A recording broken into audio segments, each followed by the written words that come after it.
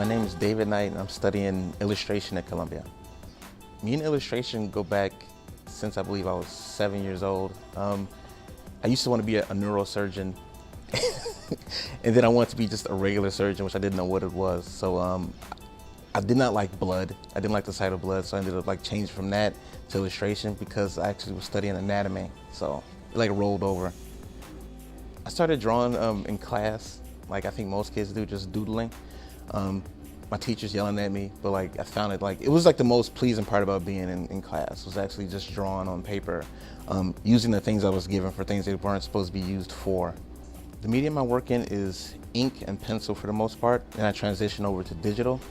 I tend to start with thumbnails of an idea or of a concept. I move over to pencils on paper, that I ink on paper. I scan it and then I color it digitally because I'm not a big fan of color. I use Photoshop all the time. Photoshop for resizing, Photoshop for coloring, Photoshop to save me from having to figure things out. Most of my ideas come from if I'm on the train, it's pretty much from anywhere, but if I'm on the train and I see somebody that seems quite interesting, it's not them themselves that I find interesting, it's usually something that they're wearing that will inspire me to draw something later on.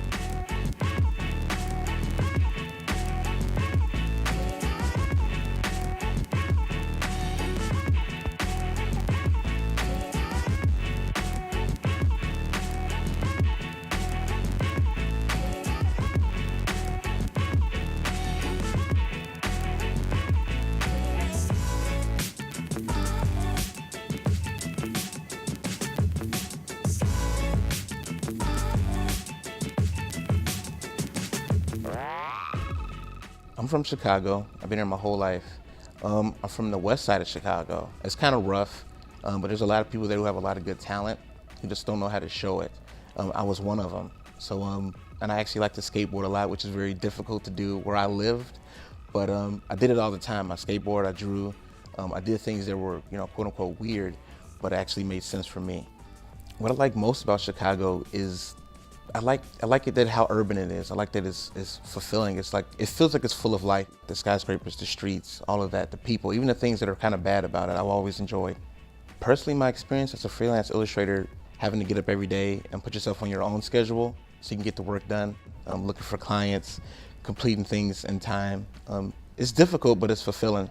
And I really wouldn't want to do anything else if I had a choice.